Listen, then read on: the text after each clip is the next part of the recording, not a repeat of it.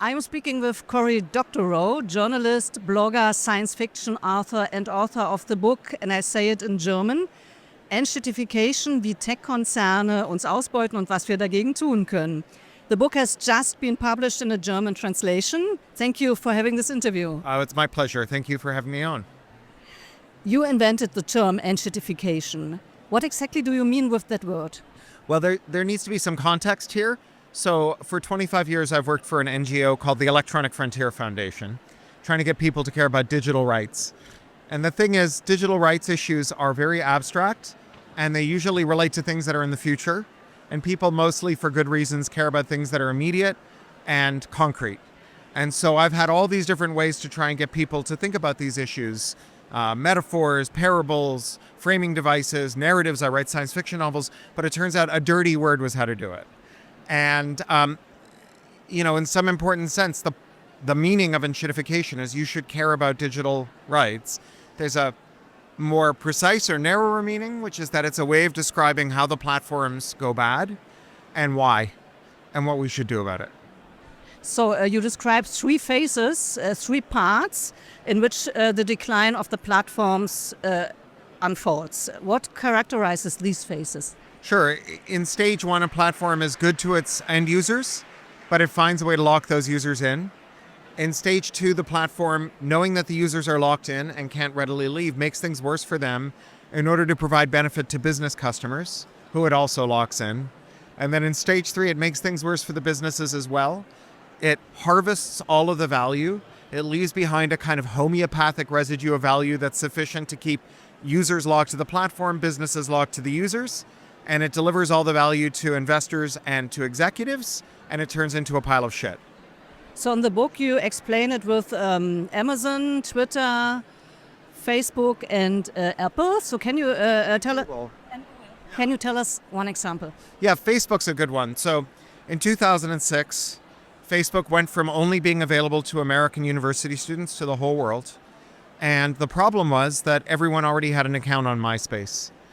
Who wanted to use social media. So Mark Zuckerberg, he made them a very good offer. He said, look, I know that you like using MySpace, but did you know that MySpace is owned by an evil, crapulent, senescent, Australian immortal vampire billionaire named Rupert Murdoch, who spies on you with every hour that God sends? Nobody should use social media owned by a weird billionaire, especially not one who spies on you.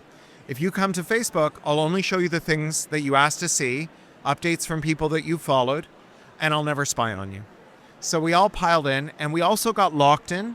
And we got locked in by something called the collective action problem. It's an idea from economics. It's the idea that you love your friends, but they're a pain in the ass. And if you can't agree on what board game you're going to play this weekend or what pub you're going to go to, you're never going to agree on when it's time to leave Facebook or where you should go next. So you take each other hostage. That's stage one. Stage two, now that you're taking each other hostage, Mark Zuckerberg makes things worse for you to bring in businesses. So he goes to the advertisers and he says, do you remember I told these fools that I wasn't going to spy on them? Obviously, I lied to them. I spy on them from asshole to appetite. Give me a remarkably small amount of money, and I will target ads to them with exquisite fidelity. And because I'm such a proud craftsman, I have filled a whole building at my own expense with anti-fraud engineers who are going to do nothing but police ad fraud. So when you give me €1 to find a user and show them the ad, that's exactly what's going to happen. So the businesses pile in, they get locked in too. And then it's time to make things worse for businesses, to make things good for the platform. And so ad fraud explodes, ad targeting declines, ad prices go through the roof. In 2017, Procter & Gamble said, we think there's a lot of fraud in our ads. Let's try not paying for ads for a year. We'll go from $200 million a year to nothing and see what happens to our product performance. They saw a 0% drop in sales because all $200 million was disappearing down the fraud hole. Publishers, who are another business customer Facebook has lured in, they find that instead of putting excerpts on the platform and having it recommended to people who weren't following them, now, just to reach the people who are actually following them, they have to put the whole article there and no link back to their own website because it might be malicious. And as a result, the only way they can make money on the platform is with this broken advertising model. And so all the value is being sucked out of the platform by the executives and by the shareholders. And the problem from Mark Zuckerberg's perspective is that's a very brittle equilibrium, because the difference between I hate Facebook but I can't stop using it and I hate Facebook and I'm never using it again, it's very thin. You get one live stream mass shooting or one whistleblower or one privacy scandal. People bolt for the exits and then they panic.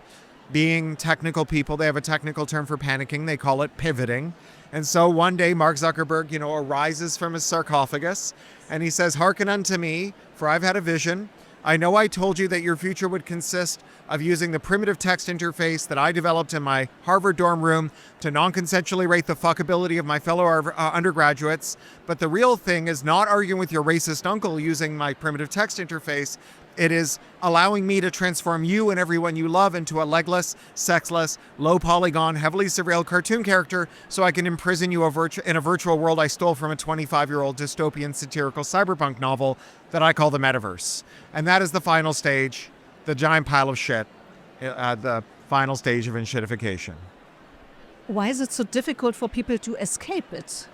Well, it depends on the platform. Amazon, so many of our other businesses were driven out of business because Amazon did predatory pricing and undersold them until they went away, and now they've raised the prices again, so there's nowhere else to shop.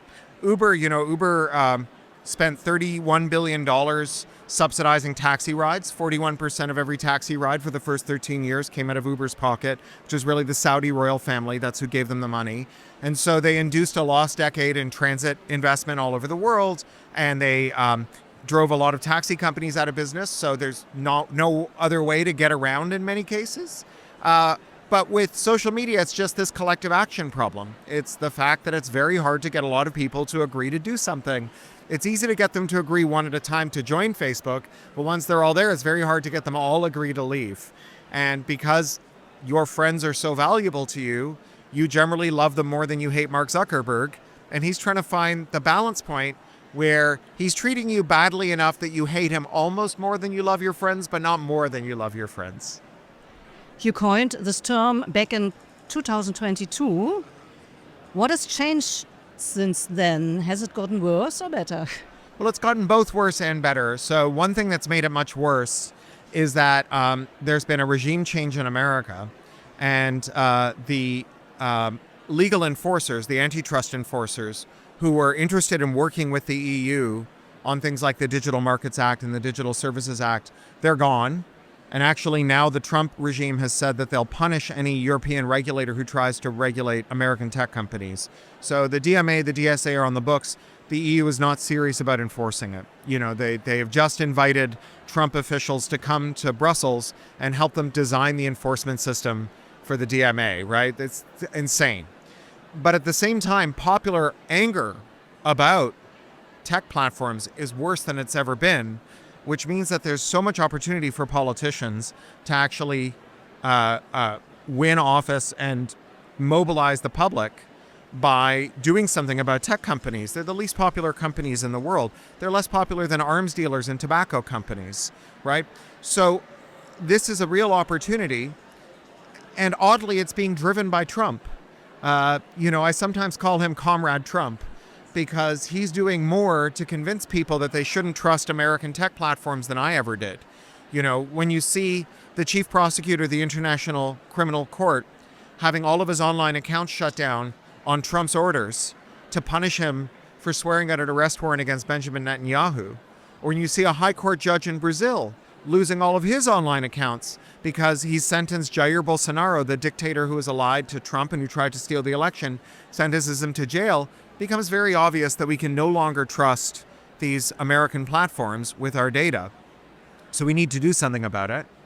And so now we have these much more muscular initiatives like Eurostack and the European Digital Infrastructure Consortium to build European sovereign digital versions of these American platforms. But there's a problem with them, which is that getting the data out of the American platforms and into the European platforms without the American companies' help is going to be very hard. And those companies don't want to help. Now, we could just reverse engineer them. We could make alternative clients that suck the data out and move it over. The problem is that since 2001, we've had a law in Europe, the Copyright Directive, that makes it illegal. And we passed that law because the US Trade Representative threatened us with tariffs unless we pass the law. So now we have the tariffs. We also have the law. We gave up the right to fix the defects in American tech products in exchange for tariff-free access to American markets, and we don't have the tariff-free access. So we now need to figure out how to help people get the data out of their platforms, and the only way we're going to do that is by getting rid of the law. Right now, things like Eurostack and EDIC, it's like building housing for people in East Berlin, but you're building it in West Berlin. It doesn't matter how nice the housing is. No one's going to risk getting shot in the back going over the wall to move into it. You have to tear down the wall. And so this is the moment where we need to tear down this wall that America made us build, this wall that stops European entrepreneurs and technologists and investors from fixing the defects in American tech products so that Europeans can have digitally sovereign platforms and so that we can move our data to them when we build them. I have some more questions about it a moment later. First, I would like to ask you, is Ensthittification a phenomenon that affects only the tech industry, or would you say it's a capitalist problem? Well, the tech sector has some distinctive characteristics that made it more resistant to Ensthittification and makes it now more vulnerable. So it was more resistant to Ensthittification because we only know how to build one kind of digital computer. It's what we call the Turing-complete von Neumann machine.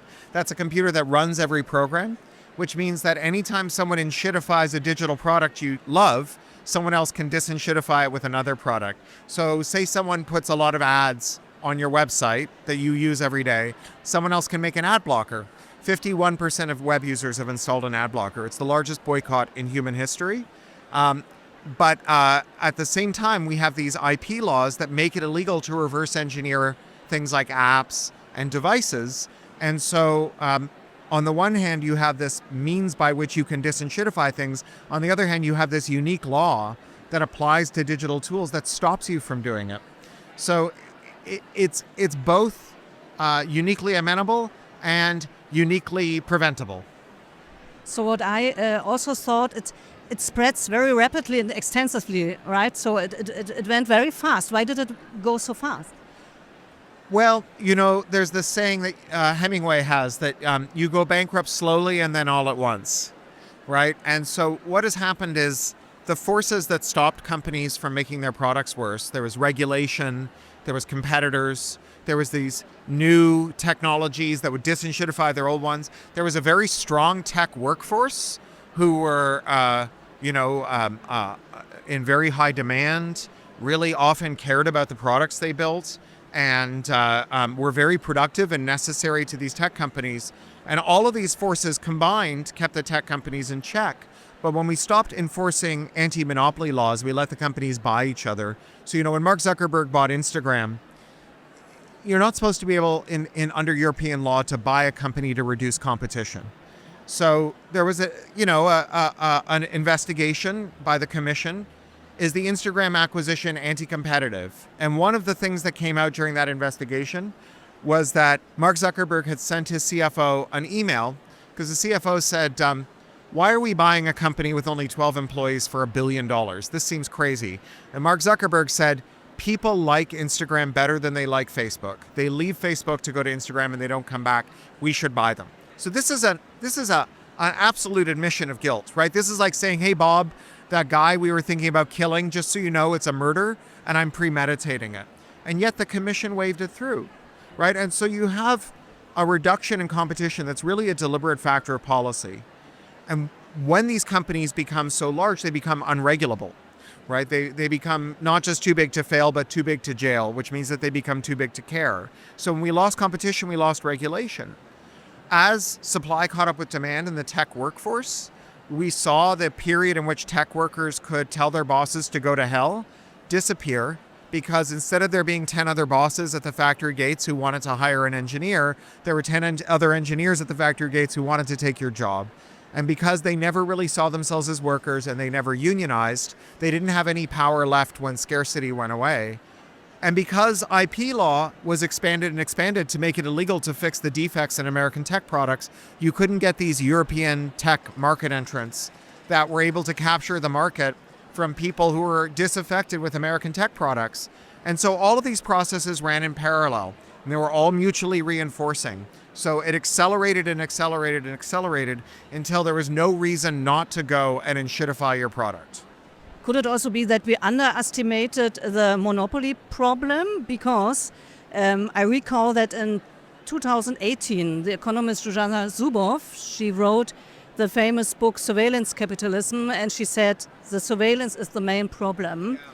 And your thesis is that it's simply the monopolies that cause the problem and that they're squeezing the society. Yeah, I think so. I mean, Zuboff isn't an economist. She's a business school professor. I'm also not an economist, I should say. There was a school of thought among orthodox economists that monopolies didn't matter, and in fact that they were efficient, and that it was perverse to worry about them. You know, there was this idea that started with Thatcher and Helmut Kohl and Ronald Reagan, the ordo liberals, as they say here, or neoliberals, as they say in the Anglosphere, who said that if you observe a company in the wild that has a 90% market share, you should assume that they've just done something that makes us all very happy, and so we've gone to use their products. And wouldn't it be perverse to punish a company for being so pleasing that 90% of us use their products? And so they encouraged monopoly. And as a result, we got monopolies. This shouldn't surprise us, really, that when you encourage monopoly, you get them. And yet we have monopolies in every field. You've got it in payment processing and in professional wrestling. You've got it in automotive and in railway design. You've got it in intermodal shipping and in sterile plastic bags filled with saline. You've got it in cheerleading and football. Everywhere you look, you see monopolies. And the monopolies are doing what historically we predicted monopolies would do. They're raising prices, they're lowering quality, they're squeezing suppliers. And what's quite disturbing is that the economists who briefed in favor of monopoly look at all of this and they say, why do you blame us? You know, it's as though we used to not have a rat problem and we were using rat poison. And these guys came along and they said, why do you need the rat poison? Get rid of it. And now rats are like eating our faces. And we say to them, look what your policy did. And they say, why do you blame us for the rats? I think we're just living through the time of the rat. This is the iron laws of economics and the great forces of history that have made rats more fecund than at any time in history. And as a result, the rats are everywhere, but it's not our fault. And yes, the rats did buy all the rat poison factories and shut them down. But if you're not using rat poison, that's just economically rational behavior. Is it also the case that companies are increasingly focused on securing their privilege and that they are not more innovative anymore? Sure. I mean, you know, that noted communist agitator Adam Smith in his Marxist tract, The Wealth of Nations, said seldom do men of the same trade gather, but that the conversation turns to a conspiracy to raise prices and harm the public. Again, like, there's this idea from developmental psychology called object permanence. And object permanence, it's the moment in a baby's development when it can remember what just happened. And so it's the moment in which peekaboo stops being interesting because the baby remembers that when you put your hands in front of your face, that your face is still behind your hands. As a civilization, we seemingly have no object permanence. We keep losing games of peekaboo. Like the fact that this was observed in the 19th century by the person who wrote the canonical book about how capitalism works, and that we just forgot it, even as we named our pro-market institutions, the Adam Smith Institute and the Adam Smith, Adam Smith Awards and so on. We just stopped reading Adam Smith. He became a kind of empty fetish. It's really quite amazing. So let's talk at the end of this interview about sovereignty. So since you already said it, since Trump's second term, everybody calls for digital sovereignty here in Europe. But what I found interesting I found your critique of European regulation very interesting. What is your critique? Well, my critique is that it's incomplete, right? That you need to do two things. You need to build these digital public goods that are open and transparent and auditable, that can run on servers in your own country, and you need to build the servers to go with it. And honestly, in some ways, that's the easy part, because every software developer is sick of this 15-year period where all you're allowed to do is write plugins for the big platforms, and if they don't like them, they shut them down, right? There's so much energy built up to do, what they used to say, make a dent in the universe. This was what Steve Jobs said that every technologist should aspire to do. And of course, every investor wants to build data centers. A data center is just a chance to be a landlord for a computer.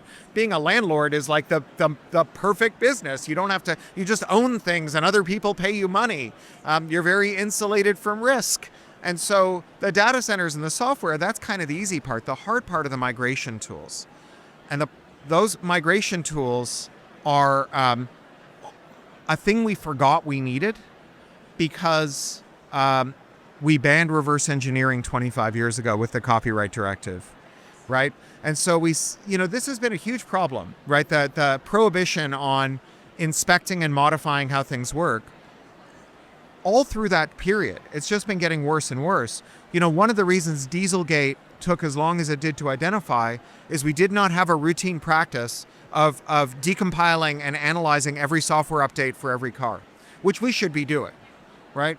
We should be doing it in the same way that we do, we have like automotive review magazines, right? And they drive the car and they put the car through a track and they hit the car with hammers and see how much the paintwork dents, and they put it in an acid bath. They do all of these things and they don't decompile the software. This is insane, right? But the reason is that it's illegal.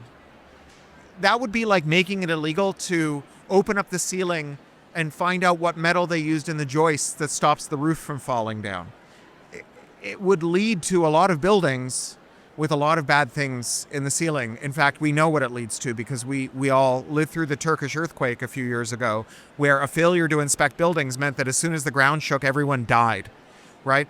And so we have forgotten that one step in building trustworthy infrastructure is inspecting how it works to make sure that the company that made it isn't lying, and fixing it if it's broken. And so this is how we've ended up where we are now. And also you argue that it is a misguided approach to rely on companies to improve their own platforms. I would say that's what precisely the Digital Services Act envisions, that the platforms improve themselves. Why is it the misguided approach? So I would say the Digital Services Act is actually, I don't know what the German word is. Do you know what a lungfish is? A lungfish? Lung, L-U-N-G, like your lungs. Yeah. Ein Lungenfisch. So a lungfish is it's an evolutionary intermediate step between something that lives in the water and something that lives on the land.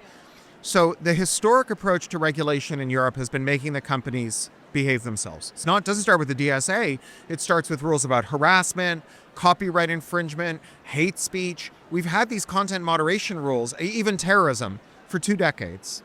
And the thing is that you can either make the companies smaller and less powerful, or you can make them structurally important in achieving policy goals, but not both. You can't say you have to allow competitors to offer a path for your users to leave the platform and still talk to the people they left behind, and also say you have to know what every user on your platform is doing at all times and stop them from doing something wrong. It's one or the other. You either make them less important or you make them less powerful. But if you make them more important, you cannot make them less powerful. In the DSA and in the DMA, you see these interoperability mandates, right? So you have to allow other messaging clients to talk to your messaging client. You have to allow other app stores on your platform. Well, if you have to allow other app stores on the platform, then you can't also make sure that none of the apps have hate speech in them, right? Because you're not controlling the apps, right? So what we see in the DSA is this evolutionary half step. It's a very important one, but it's just a half step. And in many ways, the DSA works at cross purposes to itself, because you can see that there's a group within the coalition that is the commission and the DigiComp, the entity charged with policing the tech platforms within the commission. There is one part of that coalition that says we need to make the platforms less important, and there's another part that says we need to make them behave themselves. And there's a name for this in politics. It's called pizza burger politics. So like half of your kids want pizza for dinner, the other half want hamburgers for dinner. You make pizza hamburgers and everyone hates it, right? That's what we've got. We've got pizza burgers. in the DSA. We need to decide. I think we should make pizza. At the end, you envision a new, better internet. What characterizes this new, better internet? What's the difference compared to the current internet? So the most important thing about a system isn't how it works, it's how it fails, right? We can build the world's most unsinkable ship, but unless you put lifeboats on it, it's the Titanic, right? And so a new good internet isn't just one that works well, where people make services and products that they try to make you happy with. It's one that fails well, where when they get it wrong, or when within the company, the people who want to make it worse in order to make more money win the argument, and they deliberately make the platform worse, you can leave. You can change it. You can regulate them. It is a dynamic system because there is no such thing as a utopia. Every perfect system is subject to exogenous shocks that make it imperfect. Your civilization can be running absolutely perfectly, but it will still be subject to zoonotic plagues and pandemics, refugee crises, wildfires, meteors, tsunamis, right? So you don't have to just make it work, you have to make it adjust to the ways that it fails, to the new challenges as they arise. Cory Doctorow, thank you very much. Oh, my pleasure. Thank you.